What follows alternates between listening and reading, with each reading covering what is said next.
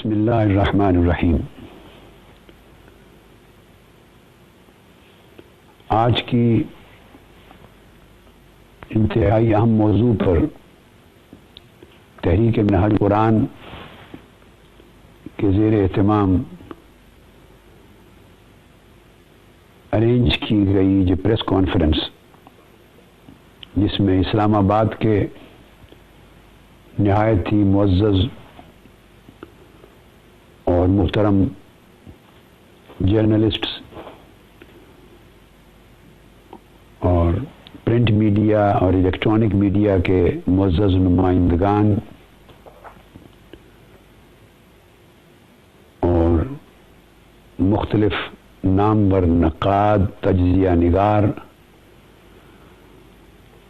اور سیاسی برادری کے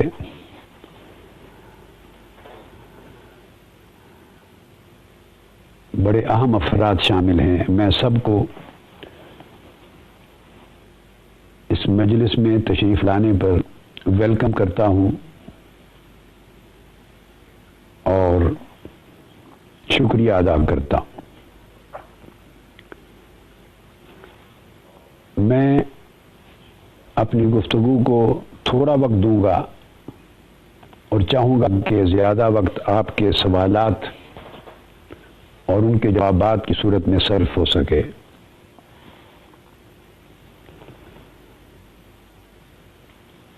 ہماری گفتگو کا موضوع آپ سب جانتے ہیں کہ آج وہ شرانگیز فلم ہے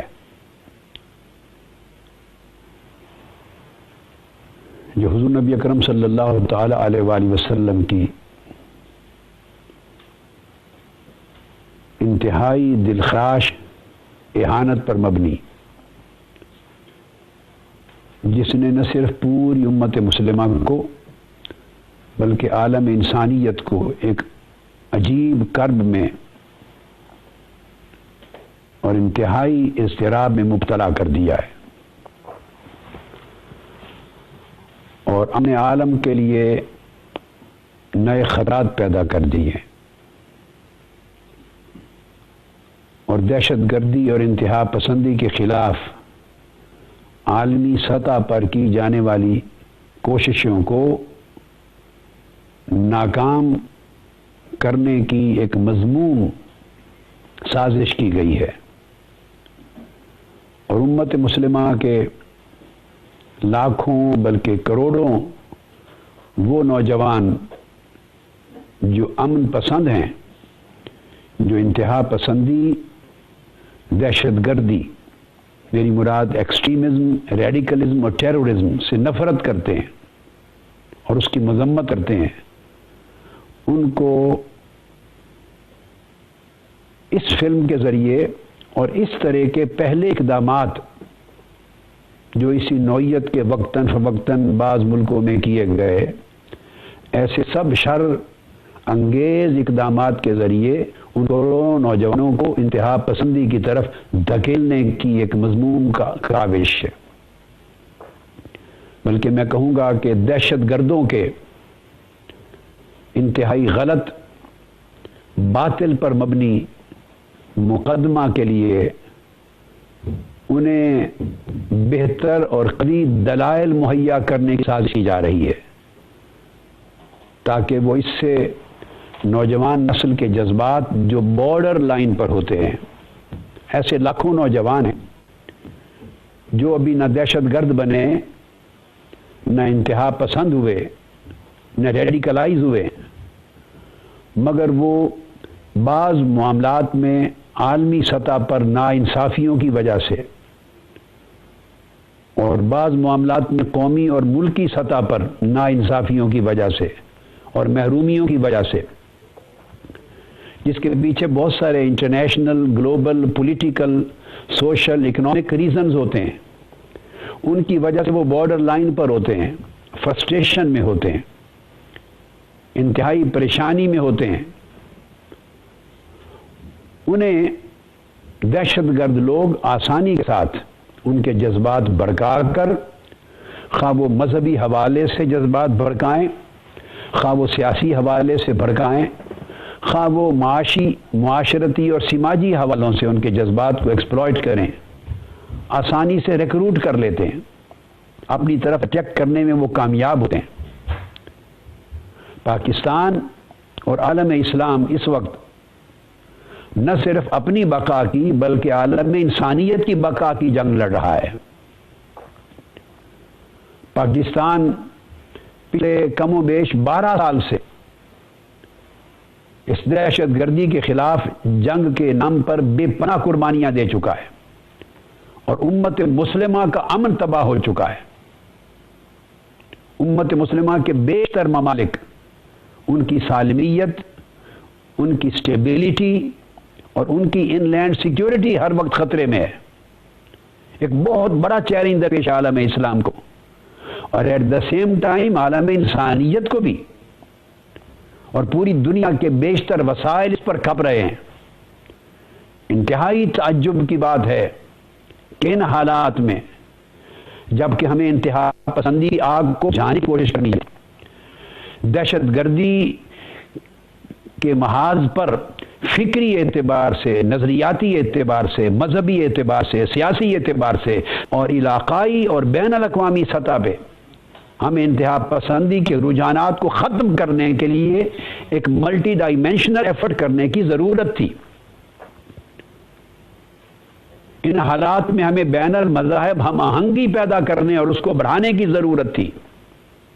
ان حالات میں ہمیں تمام دین و مذاہب کے پیروکار اور تمام ثقافتوں کے پیروکار اور تمام ایتھنک بیک گراؤنڈ سے تعلق رکھنے والے جتنی بھی ہیومن کمیونٹیز ہیں، ان کے مذہبی جذبات کو، سماجی جذبات کو، لسانی جذبات کو، ثقافتی جذبات کو سکون پہنچا کر ان کے درمیان قرب پیدا کرنے کی ضرورت تھی، فاصلے مٹانے کی ضرورت تھی، ایک دوسرے کے قریب لا کر ایک کلچر آف ڈائیلاگ پیدا کرنے کی ضرورت تھی، ایک دوسرے کے مذاہب کے احترام کے تصور کو بڑھانے کی ضرورت تھی، ہیومن ڈگنیٹی اور ریلیجس ڈگنیٹی اس کو فروغ دینے کی ضرورت تھی، ایک گلوبل سطح پہ سوسائٹی میں انٹیگریشن کی ضرورت تھی، میوچول انڈرسٹینڈنگ کی ضرورت تھی۔ مگر بدقسمتی ہے کہ ان حالات میں فریڈم آف سپیچ کے نام پر اور فریڈم آف ایکسپریشن کے نام پر بعض لوگوں نے، شر پسند لوگوں نے آگ جلائی اور امن عالم کو تہوبالا کرنے کی سازش کی اور 1.5 سے 2 ارب افراد پر مبنی امت مسلمہ کے جذبات کو ٹھیس پہنچائی، حضور نبی اکرم صلی اللہ علیہ وسلم کی ذات اقدس اور آپ کی عظمت پر توہین آمیز حملے کیے، جس سے نہ صرف اسلام اور امت مسلمہ کے وقار پر حملہ ہوا بلکہ میں سمجھتا ہوں پوری انسانیت پر اور احترام انسانیت پر اور احترام مذاہب پر اور امن عالم پر حملہ ہوا۔ مگر نہایت افسوس سے کہنا پڑتا ہے کہ اس ملک کی بعض ذمہ دار طاقتیں جو وار اگینسٹ ٹیرر کے لیے تمام وسائل صرف کیے ہوئے ہیں، انہوں نے اس کو تحفظ دیا، اس شرانگیز اقدام کو، فریڈم آف سپیچ کے نام پر، فریڈم آف ایکسپریشن کے نام پر۔ اور میں یہ بتانا چاہتا ہوں کہ یہ فریڈم آف سپیچ کا مسئلہ نہیں تھا اور نہ یہ فریڈم آف ایکسپریشن کا مسئلہ ہے۔ کوئی حق ان اٹ سیلف ایبسولوٹ نہیں ہوا کرتا۔ اگر ایک طرف انسانی حقوق میں فریڈم آف سپیچ کو اور حق آزادی اظہار رائے کو ایک مقام حاصل ہے، تو اسی طرح انہی بنیادی حقوق میں انسانی حرمت کو، انسانی عزت کو، ہیومن ڈگنیٹی اور آنر کو بھی وہی مقام حاصل ہے۔ اور تمام دنیا کے ممالک میں جتنے قوانین ہیں وہ ڈیفیمیشن آف لا کے قانون بنا کر، جو پروہیبیٹو لاز ہیں ڈیفیمیشن کے لیے، انہوں نے کیا، میرا سوال ہے، فریڈم آف سپیچ کے اوپر ایک پابندی عائد نہیں کی کہ ایک شخص کسی ایک انسان کے لیے حد تک عزت کا نہ کلمہ کہہ سکتا ہے نہ اقدام کر سکتا ہے، ایک شخص کسی دوسرے شخص کی عزت و حرمت پر حملہ آور نہیں ہو سکتا۔ پوری دنیا کے قوانین ایک عام شخص کی انفرادی شخص کی عزت اور اس کے ناموس اور اس کے وقار کو تحفظ فراہم کرتے ہیں. لا آف ٹارٹس کے تحت وہ ڈیمیجز کلیم کر سکتا ہے، اس کے لیے جرمانے ہیں، سزائیں ہیں. اور ڈیفیمیشن کے لا کے تحت ایک شخص کو گالی دینا منع ہے. اور کہاں 2 ارب انسانوں کے پیغمبر اور پوری انسانیت کے محسن کو گالی دی جائے تو اس کو حق آزادی اظہار رائے میں ڈال دیا جائے. پوری دنیا میں اور دنیا کے جتنے پولیٹیکل فلاسفرز ہیں، لیگل فلاسفرز ہیں اور اقوام عالم ہیں، ایک ملک کے سوا وہ فریڈم آف سپیچ کے رائٹ کو ہرگز ایبسولوٹ نہیں ماننے کو تیار.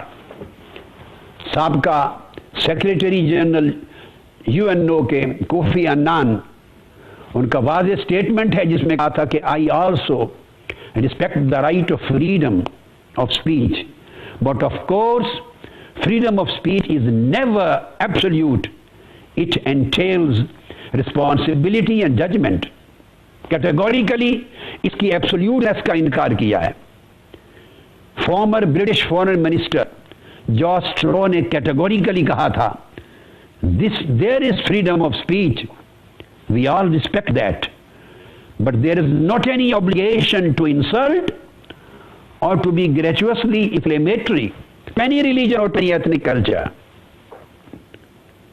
اسی طرح یونائٹڈ اسٹیٹس امریکہ کے اسٹیٹ ڈپارٹمنٹ کے ترجمان نے کورٹس کوپر نے کہا تھا we all fully respect freedom of the press and expression, but it must be coupled with responsibility. Inciting religious or ethnic hatred in this matter is not acceptable.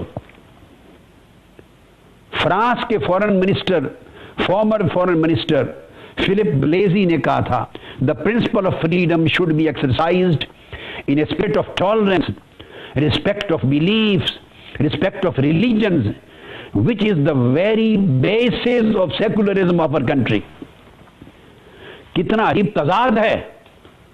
ایک طرف دنیا کے تمام ترقی یافتہ مغربی جمہوری ملک فریڈم آف سپیچ کو قطعی طور پہ ایبسولوٹ ماننے کو تیار نہیں اور اس کو کرٹیل کر رہے ہیں، محدود کر رہے ہیں انسانی حرمت کی حدود کے ساتھ، مذاہب کی حرمت کی حدود کے ساتھ، ایتھنک گروپس کی حرمت اور ان کی عزت و احترام کی حدود کے ساتھ ایک بیلنس کریٹ کر رہے ہیں.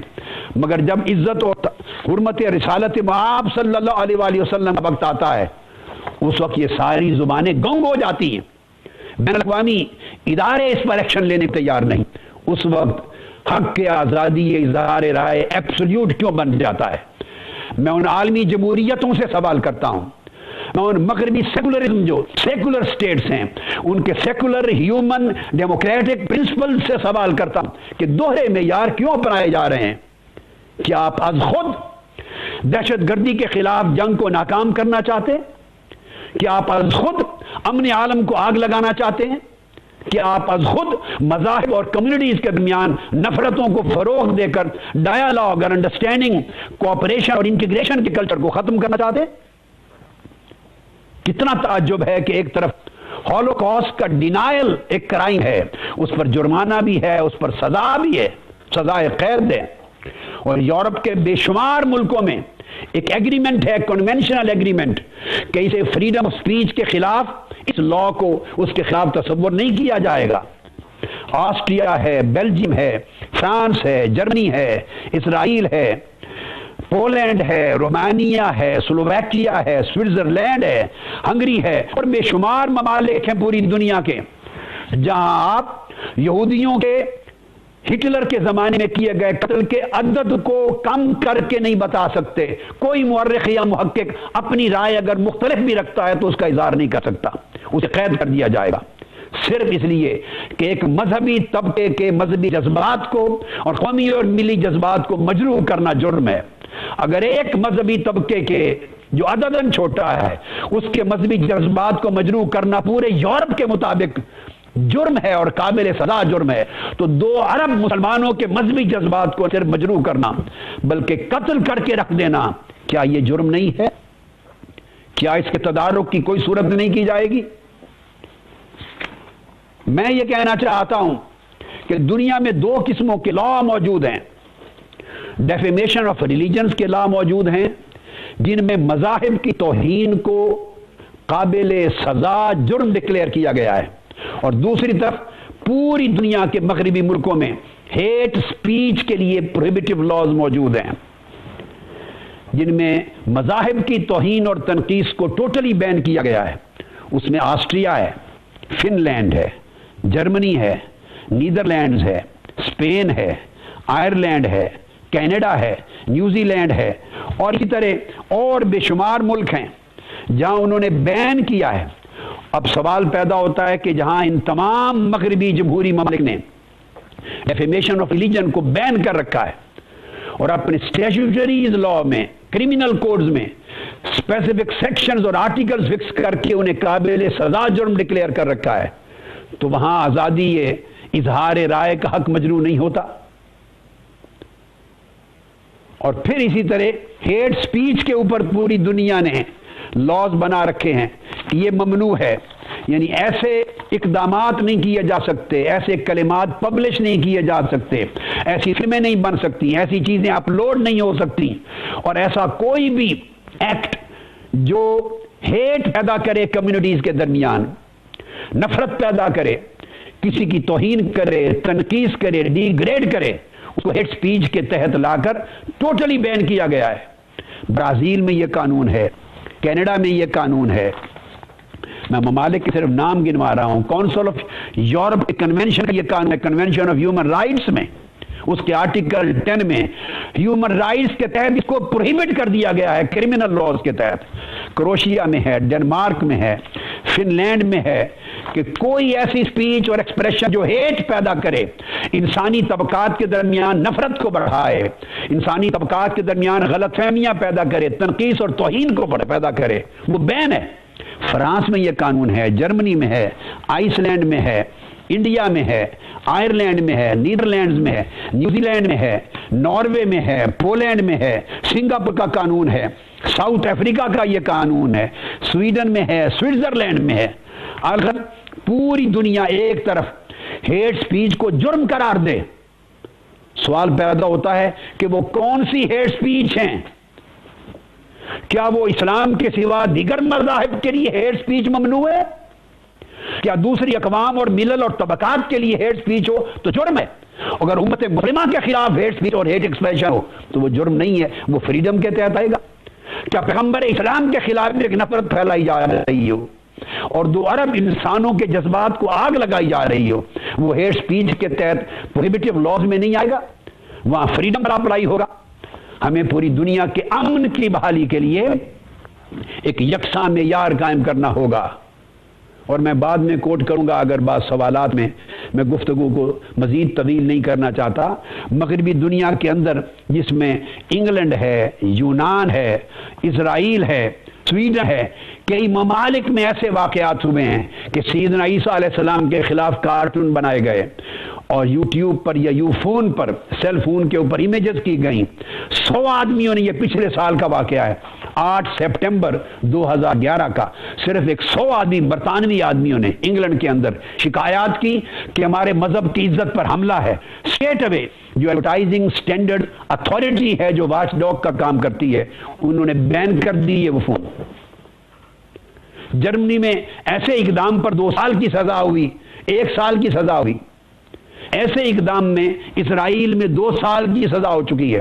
پوسٹر اتارے جاتے رہے ہیں، فلمیں بین کی جاتی رہی ہیں، پینٹنگ اتاری جاتی رہی ہیں، ویب سائٹ سے فلموں کو اتار لیا جاتا رہا ہے۔ یہ بین الاقوامی انٹرنیشنل لا میں یہ سب کچھ درج ہے، اور پوری دنیا کے مختلف قوانین کی تاریخ میں یہ حقائق موجود ہیں۔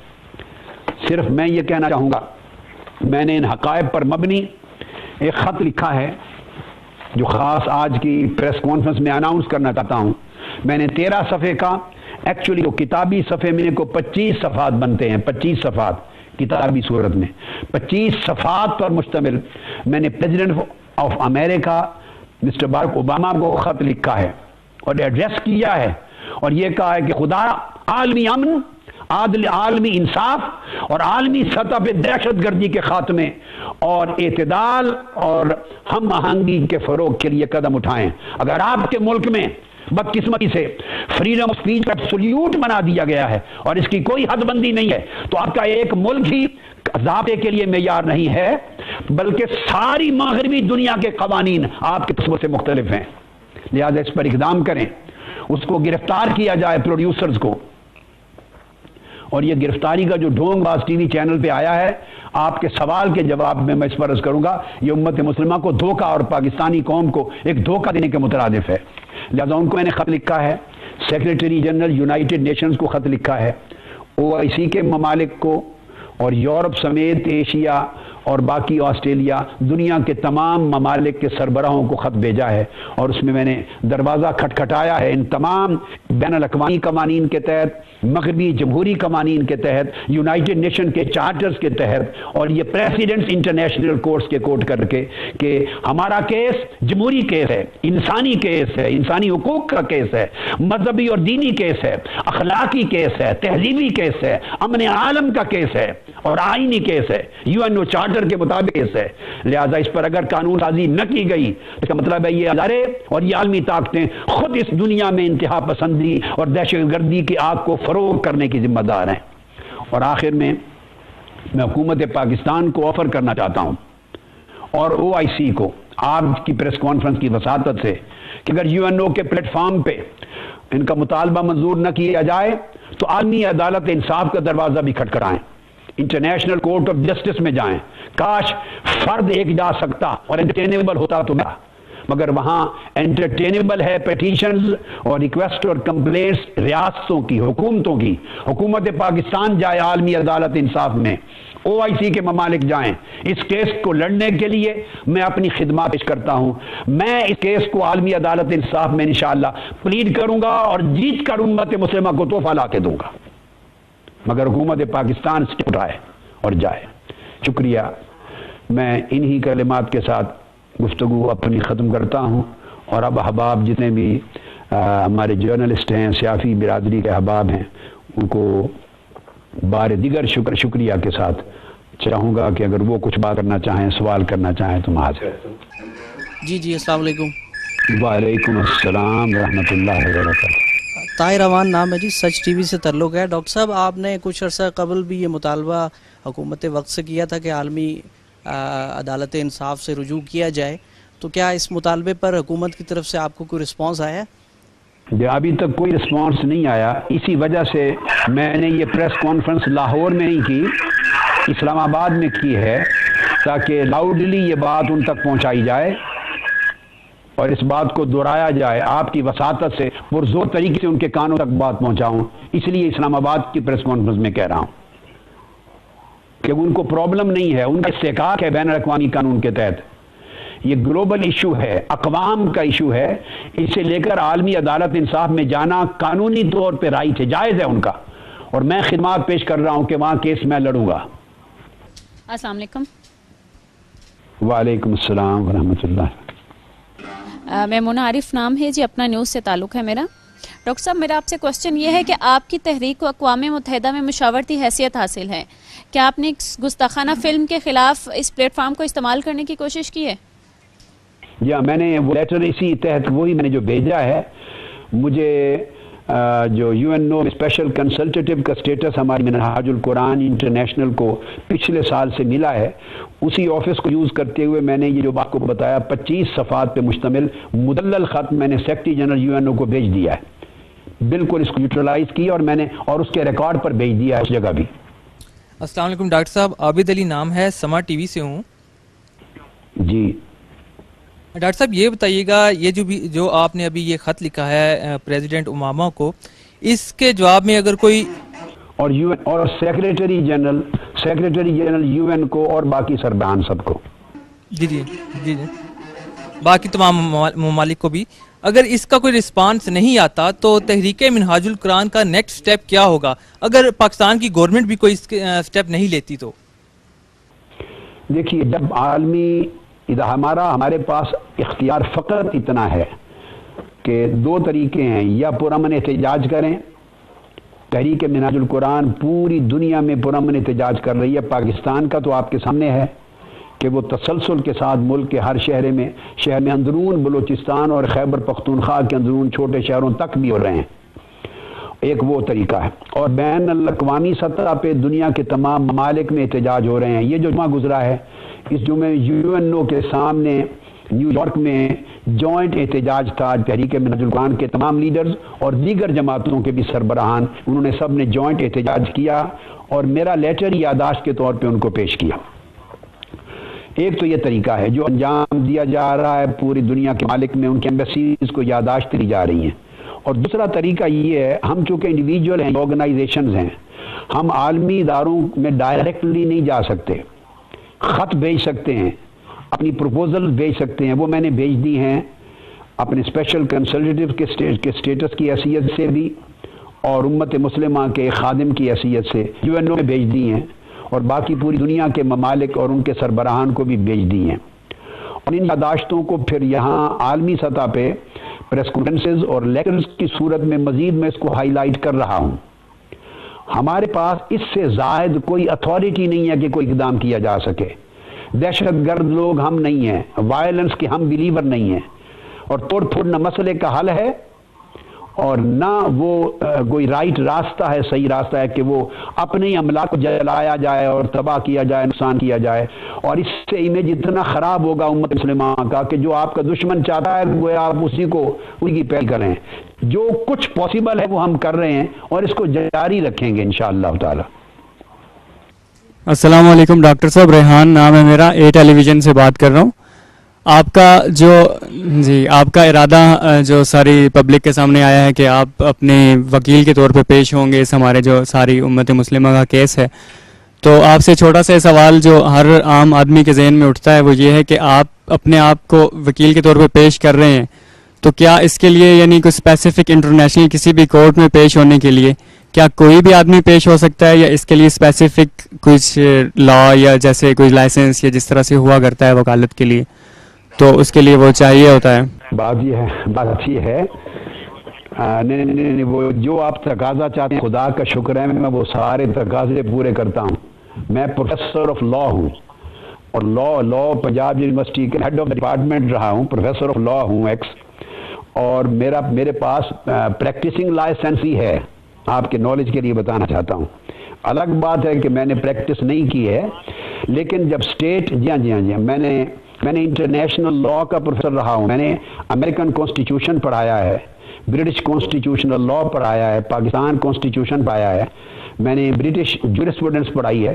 صرف اسلامک لا نہیں ہے بلکہ میں بین الاقوامی قوانین پڑھاتا رہا ہوں اپنے پورے زمانے میں. اور پھر یہ کہ جب ریاست جاتی ہے, فریق ریاست ہوتی ہے, تو ریاست جس کو ریکگنائز کرتی ہے پھر وہ اس کو اپنے وکیل کے طور پہ پیش کرتی ہے. میں نے اپنی خدمات انٹرنیشنل کورٹ آف جسٹس کو نہیں دی, میں نے گورنمنٹ آف پاکستان اور OIC کو دی ہیں کہ وہ کیس کے لیے جائیں اور میں ان کی طرف سے اس کیس پر وکیل بن کے پلیڈ کروں گا. یہ ایک پراپر چینل ہے جو طریقہ بات کا کیا. وہ اچھی بات آپ نے بڑا اچھا کر دیا. بہت لوگ ایک عرصے سے چونکہ ایک اور حیثیت سے جانتے ہیں, تو میری اپنی ایک جو لائف کا پہلا زمانہ بھی تھا, بہت احباب کو شاید اس کا خبر نہیں ہے, اس لیے آپ کے سوال کے ذریعے ان تک پہنچی. اور میرے لا کے اوپر, اسلامک لا کے اوپر لیکچر امریکن اور جارج ٹاؤن, واشنگٹن DC اور انگلینڈ سمیت دنیا کی ٹاپ یونیورسٹیز میں ماحولیاتی پر میں as a professor of law lecture دیتا ہوں. تو میری یہ پوزیشن بین الاقوامی طور پہ خدا کا شکر ہے ویری ویل ریکگنائزڈ ہے. گورنمنٹ اگر قدم اٹھائے تو انشاءاللہ وہ یہ مقدمہ اللہ کی مدد و نصرت سے جیت کر امت کے لیے تحفہ لائیں گے. میرا نام آصف کیانی ہے, پاکستان پریس انٹرنیشنل سے میرا تعلق ہے.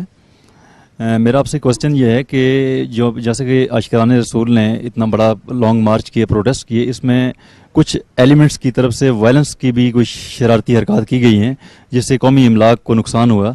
تو آپ اگر اللہ نہ کرے اس طرح کی دوبارہ وائلنس ہوتا ہے یا اس طرح کی وہ جسارت کرتے ہیں جو اسلام دشمن گفتے ہیں, تو آپ اپنے پروٹیسٹرز کو جو آپ اسلام کے عشق میں جو یہ پروٹیسٹ کرتے ہیں ان کو کیا تجویز دینا پسند فرمائیں گے؟ Thank you sir.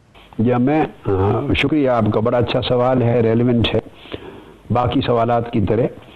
تو میں ان کو یہ میسج دوں گا کہ خدا کے لیے جس طرح حضور نبی اکرم صلی اللہ تعالی علیہ وآلہ وسلم کی ذات اقدس پر یہ شر انگیز لوگوں نے حملہ کیا ہے اور اہانت انگیز فلم بنائی ہے، جس طرح وہ جرم ہے، اسی طرح آقا علیہ الصلوۃ والسلام کے فرمان کے مطابق ناحق قتل کرنا افراد کا بھی اسی طرح جرم ہے، یہ بھی باعث جہنم ہے۔ یہ کسی عشق رسول کا مظاہرہ نہیں ہے کہ آپ مظاہرہ کریں عشق رسول پر، تحفظ ناموس رسالت پر، اور اپنے ملک کے بینک لوٹ لیں۔ یہ ڈاکہ زنی ہے، عشق رسول نہیں ہے۔ املاک کو آگ لگا دیں، قتل و غارت گری کر دیں، اور کتنے لوگ اس دن قتل کیے گئے۔ یہ کسی عشق رسول کا نہ مظاہرہ ہے، نہ حرمت اسلام کا مظاہرہ ہے، بلکہ یہ خود عداوت اسلام ہے۔ اسلام اور امت مسلمہ کے خلاف دشمنی ہے، اور ایسا کردار دکھا کر ہم دراصل اسلام کے عالمی دشمنوں کو سچا بنا رہے ہیں، اور وہ جو اسلام کا معاذ اللہ چہرہ استغفر اللہ العظیم غلط طریقے سے بیانک کر کے دکھانا چاہتے ہیں، ہم ان کے ہاتھ مضبوط کر رہے ہیں اپنے اس عمل کے ذریعے۔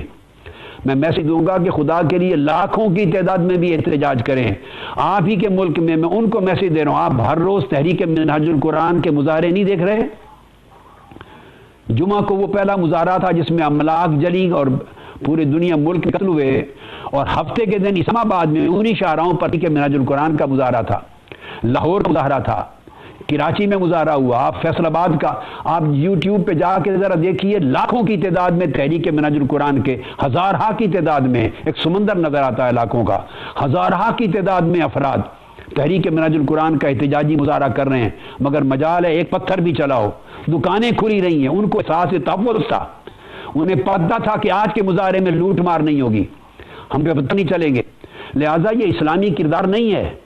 ہمیں آقا علیہ السلام کی جہاں حرمت کا تحفظ کرنا ہے، وہاں دین اور امت کی عزت کا بھی تحفظ کرنا ہے۔ ہمیں بیلنس طریقے سے جوش کے ساتھ ہوش کو ہاتھ میں رکھ کے چلنا ہوگا، اور اپنے ہی ملک کی املاک، غیر مسلموں کی املاک جلانے اور ان کے ناحق قتل کرنے کی اجازت نہیں ہے کہ جائے کہ آپ اپنے ملک میں یہ کام شروع کر دیں۔ میرا میسج پرامن رہ کر احتجاج کریں، اور وہی احتجاج طاقتور ہوتا ہے، الٹیمیٹلی پرامن جنگ کی فتح ہوتی ہے۔ قادری صاحب، میرا سوال یہ ہے کہ مستقبل میں اس طرح کی گستاخانہ خاکی اور فلم وغیرہ آتی رہیں گی، تو اس حوالے سے علماء نے، خاص کر آپ نے، کیا لائحہ عمل تیار کیا ہے کہ تاکہ مسلمان جو ہے جو پرامن بھی رہ سکے اور اس کے خلاف جنگ بھی جاری رکھے؟ دیکھیے، میں نے ابھی تک جو عمل، اس وقت تک جو لائحہ عمل اختیار کیا ہے، آج میں نے آپ کے گوش گزار کر دیا ہے۔ ایک میں نے عرض کیا کہ عالمگیر سطح پر تسلسل کے ساتھ پرامن مظاہرے، اور ایک تمام جو دنیا کے ممالک ہیں انکلوڈنگ پریزیڈنٹ آف امریکہ اور ویسٹرن کنٹریز کے سربراہان اور OIC اور یونائٹڈ نیشنز کو میں نے خط بھیج دیے ہیں، اور یونائٹڈ نیشن کا ایک بہت بڑا وفد، میں آپ کے نالج کے لیے بتا رہا ہوں، پچھلے سال ایک بہت وفد جو بین الاقوامی سطح پہ دہشت گردی کے خلاف اور القاعدہ کے خلاف پوری جنگ کا ذمہ دار ہے، ان کے ہیڈ ہیں، چیئرمین ہیں، وہ 6-7 رکنی وفد لے کے مجھ سے ملے تھے، کچھ ایڈوائس لینے کے لیے، رہنمائی لینے کے لیے اسی سبجیکٹ پر۔ میں اس کے بعد اگلا سٹیپ یہ ہوگا کہ میں سیکرٹری جنرل یونائٹڈ نیشنز اور اس طرح کے باقی دیگر جو سربراہ ہیں، میں ان سے پرسنل میٹنگ بھی کروں گا، اور خود ملاقات کے انہیں کنونس کروں گا، کوشش کروں گا کہ وہ خود اس کیس کے لیے ریپرزینٹیٹو بنے، اور عالمی امن کی خاطر اور تمام مذاہب اور تمام کمیونٹیز کے درمیان ہم آہنگی کی خاطر وہ قانون سازی کریں۔ میں انشاءاللہ اس پہ اور بھی آگے بڑھوں گا، مگر میرا پورا طریقہ بین الاقوامی قانون کے انداز میں جمہوری طریقے سے انسانی حقوق کے اسلوب پہ ہوگا، اور میں جو میری ہمت ہے میں انشاءاللہ اس کو جاری رکھوں گا۔ میرا سوال سر اس حوالے سے ہے کہ آپ ماشاءاللہ ایک بہت بڑا کام کر رہے ہیں مسلم امہ کے حوالے سے، ان کی یونٹی کے حوالے سے آپ کیا کہتے ہیں کہ آج تک جو ہے ہم کیوں یونٹی جو ہے نہیں لا سکے؟ پوری دنیا میں 54 ممالک سے زیادہ جو ہے مسلمان ہیں، پھر بھی یونٹی کیوں نہیں ہے؟ دوسرے مذاہب، دوسرے لوگ کیوں اتنے یونٹی میں کام کرتے ہیں، ہم کیوں نہیں کر سکتے؟ کیا وجہ ہے یہ؟ دیکھیے، باپ نے بڑا اچھا سوال کیا، لیکن میں بڑا کیٹیگوریکل بات کہوں، آپ ذہن میں رکھ لیں، عالمی سطح پر مسلم یونٹی، جماعتیں، تنظیمیں، تحریکیں اور بڑے بڑے نامور دنیا کے عالمی سٹیچر رکھنے والے افراد وہ نہیں لا سکتے۔ یہ معاشروں اور ملکوں کے درمیان یونٹی کی آپ بات کریں، یہ سٹیٹس کے ذریعے ہوتی ہے، جب تک حکومتیں قدم نہ اٹھائیں اس وقت تک یہ یونٹی بین الاقوامی سطح پہ امت کے مابین پاسبل نہیں ہوتی. ہمارا تو انڈیویجولز ٹو انڈیویجولز رابطہ ہوتا ہے, انسٹیٹیوشن ٹو انسٹیٹیوشن ہوتا ہے, آرگنائزیشن ٹو آرگنائزیشن ہوتا ہے. وہ یونٹی ہوتی ہے, وہ ہمارا انٹریکشن ہے. پوری ورلڈ وائڈ میری کاوشیں رہتی ہیں, مگر وہ سارا عمل جیسے آپ پاکستان کے اندر دیکھتے ہیں وہ ٹرانسفارم نہیں ہوتا امہ کی یونٹی میں, کیونکہ امہ کو ریپرزینٹ کرتی ہے پولیٹیکل لیڈرشپ. وہ اسٹیٹس کے ہیڈز ہوتے ہیں, ان کو منتخب آپ اور ہم لوگ کرتے ہیں. بدقسمتی یہ ہے, ان کو منتخب یہ قوم کرتی ہے, عوام کرتی ہے. جو امت کو متحد دیکھنا چاہتی ہے وہ اپنے سربراہ ان لوگوں کو منتخب کرتی ہے جن کے ہاں امت کی حیثیت نہیں ہے. امت کو متحد کرنے کا ایجنڈا نہیں ہے, ان کے ایجنڈے اور ہیں. امت اور اسلام اور اللہ, پیغمبر اسلام اور اللہ رب العزت کو خوش کرنا ان کا ایجنڈے میں شامل نہیں ہے. وہ کسی اور کی خوشنودی کے لیے وہ تگ و دو کرتے ہیں. ان کی محبت اپنی کرسی اور اقتدار اور مفاد کے ساتھ ہوتی ہے. یہ جو آپ نے سوال کیا, اس کی تبدیلی عوام کی سطح پر ہوگی جب وہ اپنی قیادت نکالیں گے, جن کو وہ نمائندہ بنا کر, اپنے اسپوکس پرسن بنا کر اوپر بھیجتے ہیں. ایک سربراہ مملکت, پریزیڈنٹ یا prime minister, head of the state, head of the government, ایک شخص بولتا ہے تو دنیا کہتی ہے کہ پوری قوم بول رہی ہے. ایک ایم این اے, ایک شخص کھڑے ہو کے پارلیمنٹ میں بات کرتا ہے, وہ کہتا ہے میں پورے حلقے کا نمائندہ بول رہا ہوں. پارلیمنٹ میں 200-300 افراد بات کرتے ہیں, وہ کہتے ہیں 19 کروڑ عوام بول رہے ہیں. یہ اصول مانا جاتا ہے دنیا میں. تو جنہیں عوام منتخب کر کے اپنا لیڈر بناتی ہے, یہ وہ لیڈر ذمہ دار ہیں. امت نہیں بن رہی اور امت میں اتحاد اور یگانگت پیدا نہیں ہو رہی, کیونکہ ان کے قبلہ اور ان کے کعبہ کے رخ اور طرف ہیں, اسلام اور گنبد خضرا کی طرف نہیں ہیں. جی ڈاکٹر صاحب, میرا نام زاہد ملک ہے اور میں میٹرو وائز سے ہوں. پہلے آپ یہ تھوڑا سا بتا دیں کہ امت کو اکٹھا کرنے کے لیے آپ کے پاس کیا پروگرام ہے, اور خاص طور پر پاکستان میں جو مذہبی جماعتیں ہیں, کم از کم ان کے لیے اکٹھے کرنے کے لیے تو کوئی ایسا قدم اٹھائیں. آپ کا سوال اچھا ہے. میں چاہتا نہیں تھا کہ اس موضوع سے ہٹ کر دراصل دوسرے سوالات کی طرف جائیں, تاکہ اس کی سگنیفیکینس جو ہے یہ ایمفسس کم نہ ہو جائے. ہر سوال اپنی جگہ اہم ہے, لیکن میں آپ کو بتا دوں کہ یہ جن مذہبی جماعتوں کی بات کی, یہ کبھی اکٹھی نہیں ہوں گی. پاکستان کی جو بات کر رہے ہیں, اس لیے کہ ان کا اکٹھا نہ ہونا ان کے اپنے محض اعتقادی اختلافات کی وجہ سے نہیں ہے. ان کے پیچھے کچھ اور ہاتھ ہیں جو ان کو اکٹھا نہیں ہونے دیتے. وسائل ہیں, ان کو فنڈز آتے ہیں, ان کے مفادات ہیں, اور پھر یہ باقاعدہ اوروں کے ایجنڈے پر چلتی ہیں. اور وہ ہاتھ داخلی بھی ہیں اور خارجی بھی ہیں, اور وہ ہاتھ علاقائی ریجنل بھی ہیں اور انٹرنیشنل بھی ہیں, بین الاقوامی بھی ہیں. وہ ان کو لڑانا چاہتے ہیں اور ان کے ذریعے مذہب اسلام اور دین اسلام کو بدنام دیکھنا چاہتے ہیں. اور یاد رکھ لیں کہ جس کے دھندے میں پیسہ داخل ہو جائے وہاں سے اخلاص اٹھ جاتا ہے, اس سے آپ کبھی خیر کی توقع نہیں کر سکتے.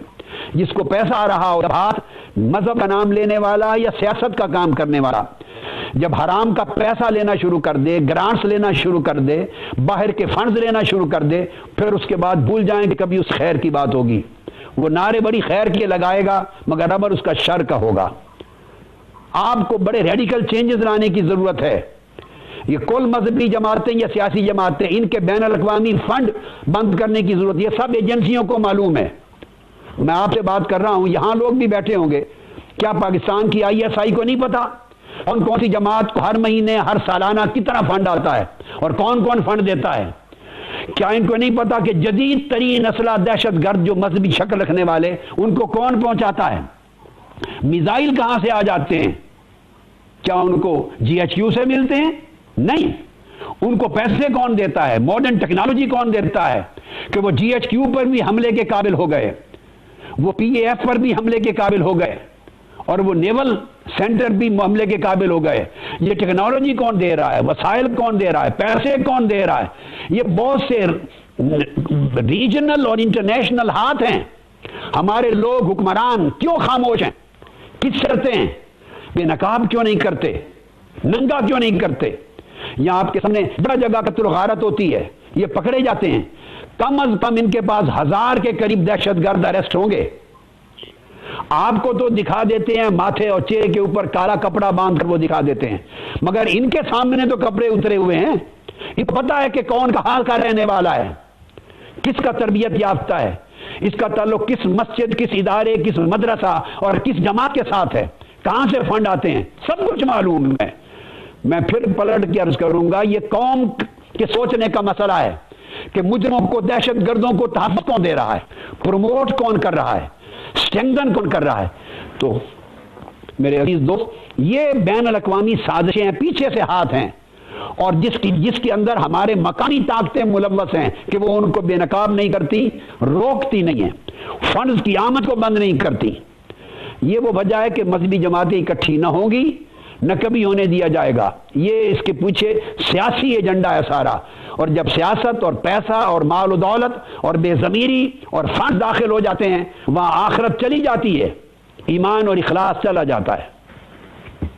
ہم منڈے کو، پیر کے دن 10 بجے ایک قومی کانفرنس بھی کر رہے ہیں، عظمت مصطفیٰ قومی کانفرنس، جس میں ملک کی تمام سیاسی اور مذہبی جماعتوں کو اور وکلاء کو اور تاجر تنظیموں کو اور سوسائٹی کے نمائندگان کو اور سیاسی برادری کو، پوری کی پوری کمیونٹیز کو دعوت دی ہے ہم نے. تو یہ بھی آپ کے نالج میں ہے. یہ اقدامات ہیں، ہم اپنی آواز بلند کرنے کا ہر پاسبل ڈیوائس اور ٹول اس کو یوز کر رہے ہیں. اور میں نے جیسا کہ عرض کیا، انشاءاللہ تعالی میں اپنی آواز کو مزید براہ راست 1-to-1 میٹنگ میں بھی اوپر پہنچاؤں گا، UNO کے ٹاپ کے لیولز پر. ایک چیز میں اینڈ پر، ایک آخری ان کی اجازت سے میں بتانا چاہتا ہوں، کریکٹ کرنا چاہتا ہوں. یہ جو خبر چل رہی ہے پاکستان کے میڈیا کو، میں درخواست کرنا چاہوں گا کہ قوم کو فل ٹروتھ بتانا چاہیے، پورا سچ بتانا چاہیے. یہ جو خبر چل رہی ہے کہ نیکولا کو، جو فلم کا پروڈیوسر، اریسٹ کر لیا گیا ہے، خدا کے لیے قوم کے حال پہ رحم کریں. اور اس سے تاثر قوم کو یہ دلایا جا رہا ہے کہ شاید قوم کو یہ پیسج مل جائے کہ اس نازیبا اور گستاخانہ فلم بنانے کی سزا میں امریکہ نے اس کو اریسٹ کر لیا ہے. ایسی کوئی بات نہیں ہے. میں کیٹیگوریکلی اس تاثر کو رد کر رہا ہوں. وہ نیکولا تو 15 ستمبر سے اریسٹ ہے. یہ کل خبر چلانے کی کیا ضرورت تھی، یا پرسوں؟ آج تو 28-29 تاریخ ہو گئی، 28. یہ 15 ستمبر سے اریسٹ ہے نیکولا. اور وہ اریسٹ اس گستاخانہ فلم کے بنانے کے جرم میں نہیں ہے. اس کو تو وہ جو ریاست ہے USA ابھی تک جرم ماننے کو تیار نہیں. وہ تو لڑ رہے ہیں یہ کیس، وہ تو کہہ رہے ہیں کہ یہ فریڈم آف سپیچ ہے. وہ اریسٹ ہوا ہے 15 ستمبر کو اپنے سابقہ جرم میں. سابقہ کیس 2009 کا اس کے اوپر کیس تھا، بینک میں بہت بڑے فراڈ کا ایک کیس تھا، بینک فراڈ کا. اور 2010 میں اس کا فیصلہ ہوا تھا. 2011 سے وہ جیل میں تھا، اور پھر اس کو 5 سال پر بیل پہ رہائی ملی. بیل کی، اس بیل کی جو رہائی ملی 2010 کی کنڈیشن کے بعد، اس میں درج یہ تھا کہ وہ 5 سال تک کمپیوٹر یوز نہیں کرے گا اور انٹرنیٹ یوز نہیں کرے گا. کیونکہ پچھلا بینک فراڈ کا کیس بھی کمپیوٹر اور انٹرنیٹ کے ذریعے اس نے فراڈ کیے تھے، بہت بڑے اکاؤنٹ کھولے تھے. کمپیوٹر اور انٹرنیٹ یوز کرنے پر بین تھا. اس فلم کے منظر عام پہ آنے پر انویسٹیگیشن ایجنسیوں نے اس کو پکڑا، اریسٹ کیا کہ اس نے بیل ایگریمنٹ کو وائولیٹ کیا ہے، کہ 5 سال تک کمپیوٹر اور انٹرنیٹ یوز کرنا اس پر بین تھا. اس نے اس بیل کی شرط کو توڑا ہے، اور بیل کی شرط کو کوئی توڑ دے تو وہ دوبارہ پچھلے کیس میں اریسٹ ہوتا ہے. تو وہ اریسٹ 2010 کے بینک فراڈ کے کیس میں واپس ہو گیا ہے، یعنی اس کی بیل منسوخ کر دی گئی ہے کہ اس نے کمپیوٹر یوز کیا ہے. That's it. اس کا کوئی تعلق اس گستاخانہ فلم کے ساتھ نہیں ہے. اور یہ ساری وضاحت BBC نیوز دے رہے ہیں، امریکہ دے رہا ہے، کینیڈا دے رہا ہے، گوگل پہ ساری ڈیٹیل موجود ہیں، اور تمام کے تمام بین الاقوامی ادارے اس کو کلیئر کٹ کہہ رہے ہیں. اور وہ کہہ رہے ہیں کہ یہ جو اس کا اریسٹ ہے اس وقت، وہ پریویس 2009 کی پروبیشن ہے بینک رابری کے حوالے سے، اس بیل کی کنڈیشنز کو وائلیٹ کرنے کے ساتھ ہے. اس کا کوئی تعلق اس مووی کے ساتھ اس کی اریسٹ کا نہیں ہے. یہ بین الاقوامی میڈیا کلیئر بتا رہا ہے. اور وہ اسی تصویر کے ساتھ 15 ستمبر سے وہ اریسٹ ہے. آج 28 ستمبر کو اس بتانے کی ضرورت نہیں ہے. تو ہمیں چاہیے کہ ہم پوری صحیح ٹروتھ کے ساتھ پکچر لوگوں کے سامنے لے آئیں. شکریہ جی. میں بار دیگر شکریہ ادا کرتا ہوں اپنے تمام سیاسی بھائیوں کا اور بہنوں کا اور جرنلسٹ برادری کا. وعلیکم السلام. اچھا ضرور جی.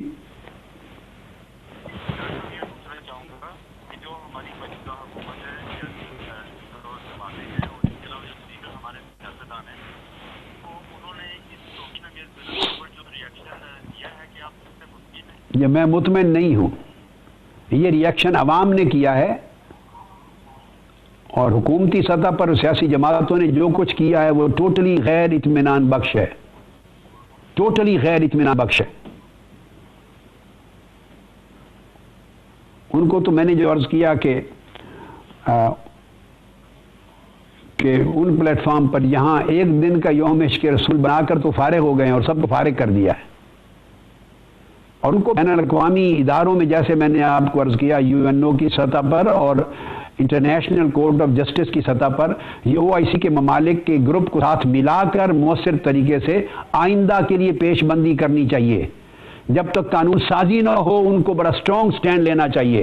ان کے ہاتھ میں بہت سارے یعنی کارڈز ہیں کھیلنے کو اور یہ ان کو چاہیے کہ کہیں کہ اگر آپ اس کی قانون سازی کر کے ایسے اقدامات کو بین نہیں کرتے اور آئندہ ایسی شر انگیز اقدامات کو مؤثر طریقے سے نہیں روکتے تو ہم دہشت گردی کی جنگ میں ناکام ہو رہے ہیں. یہ میدان ہمارے ہاتھ سے جا رہا ہے. آپ پہلے موجود دہشت گردوں کا خاتمہ چاہتے ہیں. ایسے اقدامات سے جو دہشت گرد نہیں تھے وہ دہشت گرد بنا رہے ہیں آپ اور انتہا پسندی کی طرف دھکیل کے ہزاروں کی تعداد میں نئی ریکروٹمنٹ کر رہے ہیں. تو یہ جنگ پھیلائی جا رہی ہے یا گھٹائی جا رہی ہے؟ ان کے پاس بہت کچھ ہے کہنے کو مگر جرأت چاہیے اور اخلاص چاہیے اور اللہ رب العزت حامی و ناصر ہوگا انشاءاللہ. اور یہ پرامن سٹرگل ہے, جمہوری سٹرگل ہے, بین الاقوامی قوانین کے مطابق سٹرگل ہے. اگر امریکہ کے لاز میں یہ چیز نہیں ہے تو میں نے آپ کو ساری مغربی دنیا کے لاز پڑھ کے بتا دیے. ان کے مطابق آواز اٹھائیں اور عالمی عدالت انصاف میں جائیں ضرور تاکہ وہاں کیس لڑیں اور میں دلائل سے ثابت کروں کہ اس کو بین کرنا بین الاقوامی قوانین کے تحت جائز ہی نہیں بلکہ واجب ہے.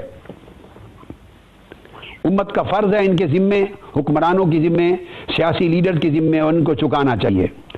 اللہ توفیق بھی دے اور برکت دے سب کے عزائم کو. اچھا میں بھی آپ سب کا شکریہ ادا کرتا ہوں اور آپ کے لیے دعا گو بھی ہوں. اللہ جہاں جہاں ہیں آپ اللہ تعالیٰ آپ کو برکت دے, آپ کو اپنے پروفیشن میں اور ترقیاں دے اور بہتر قوم کی خدمت کرنے کی توفیق دے اور سلامت رکھے. میں سلام کرتا ہوں, ان کو پیار دیتا ہوں, ان کو دعائیں دیتا ہوں. اور انہوں نے عظیم الشان مظاہرہ کیا تھا یہاں, مثالی اور پرامن احتجاجی مظاہرہ کر کے ایک نمونہ پیش کیا جس کو پاکستان کے پرنٹ میڈیا اور الیکٹرانک میڈیا نے بھی واضح طور پہ کہا کہ تحریک منہاج القرآن نے لوگوں کو پرامن مظاہرے کا ڈھنگ سکھا دیا ہے. اس پر مبارکباد دیتا ہوں کہ آپ نے حق ادا کیا اور ہمیشہ پرامن رہ کر اپنے مطالبات جمہوری اور قانونی طریقے سے بڑھائیں. اسی میں فتح ہوتی ہے. اللہ آپ کو سلامت رکھے اور مزید اپنی نعمتوں سے نوازے, کامیابی عطا کرے اور انشاءاللہ ملاقات ہوگی آپ کے ساتھ جلد پاکستان میں انشاءاللہ. السلام علیکم ورحمۃ اللہ وبرکاتہ.